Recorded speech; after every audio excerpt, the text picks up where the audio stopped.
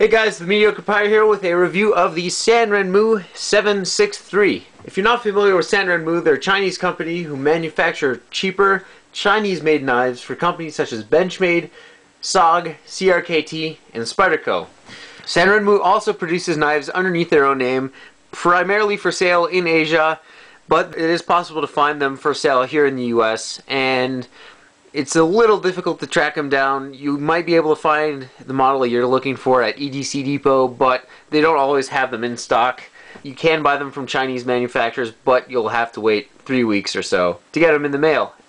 Awesome little knife. At first I really didn't know what to expect, as I had not handled a Sanrenmu knife before.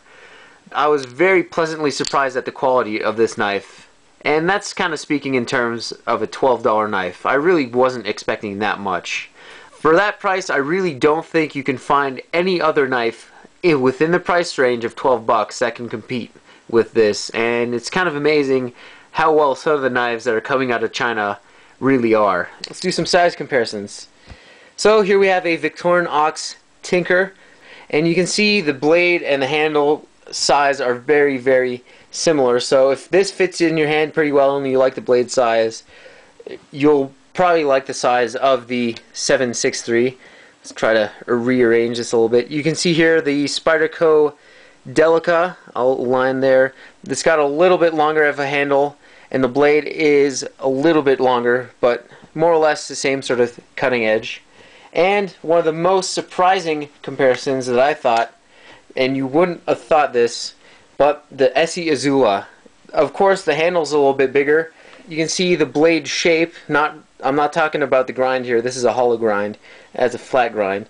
You can see the blade shape and size are very similar. So, if you got an Azula and you like the blade shape, you might want to consider this. These are quite light. The FRN handled one.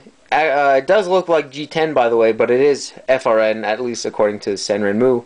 It comes in at about 56 grams, and the aluminium handled one, though it's not on their website, I did weigh it and it came in at about 65 grams. So really not that much heavier for a aluminium handled one.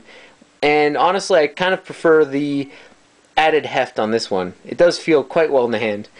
If I'm not mistaken, Benchmade did license Sanrenmu to use the axis lock on this and a couple other knives, but only for sale in Asia. So again, you might have some difficulty finding this knife in the US. It is quite fun to play with, as many who own this knife or a knife with an axis lock can tell you. It's lots of fun. I have handled a Benchmade Griptilian briefly, and from my limited experience with that knife, the axis lock on this knife does feel very similar. So if you haven't played around with the axis lock before and you're looking for a cheap alternative, definitely check out this knife. It also has dual thumb studs, which you can still use very easily. Comes out really fast. It does have a pretty nice pocket clip. You can see a deep carry. It is repositionable for left-hand carry, tip up only. And show you guys this in the pocket. Sorry, couldn't find any lighter color pants. These are my 511 EMT pants. You can see it sits quite decently inside the pocket, not too much sticking out, so I think it's perfect for EDC, where you don't want to have too much knife showing, but you still want to have enough accessible so you can take it out easily. It does have a nice lanyard hole of sorts, more like two lanyard plates, and it does fit 550 cord pretty well, so another plus. And overall, I'm pretty surprised with the construction. There aren't any major gaps. There's a little FRN spacer on the back, even on this aluminium one. You can see on the FRN one, it is the same color, kind of this brownish. I think it would have been cool for if it was black, but hey, can't ask for everything.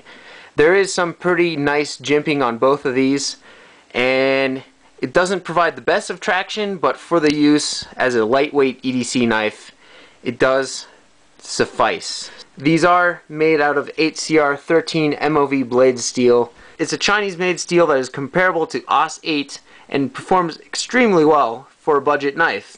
It came pretty sharp from the factory and did pretty well in the cutting tests I put it through, but it did not hold the razor edge that I put on it for very long. It does, however, hold a working edge quite well. So, as we all know, a knife that costs 12 bucks will have a couple little problems. On both these knives, the problems are identical. First one being the corner right here. Let's see if I can't get that in focus. It is quite sharp. It is not rounded, and if you are bearing down on this knife doing a heavy-duty cutting task, it will kind of dig into your finger. But it's not a very big issue. You can take a little strip of sandpaper and round that corner off relatively easy. Another issue I have is the corners on these lanyard plates. They are, again, not very rounded. So if you are flipping this 500,000 times in a day, eventually those corners will irritate your palm and they'll get a little annoying. They also do dig into your hand a little bit if you are gripping it very hard. But if for very light duty opening up packages, I really haven't found that to be too much of an issue. Another small issue I have with this knife are the hex screws.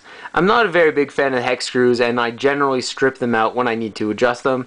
But to Sanrenmu's credit, this came without very much blade play. There's just a tiny bit side to side and absolutely none up and down. Overall though, I really don't think these little problems are too big, and it's not going to stop me from carrying this knife as a smaller EDC blade.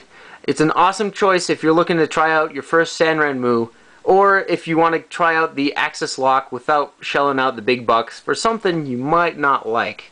Like I said, it's a lot of fun to play with and annoy everybody around you with that sound, as I have done before. Anyhow, thanks for watching. If you have any questions, comments, leave them down below and I'll try getting back to you. See you guys later.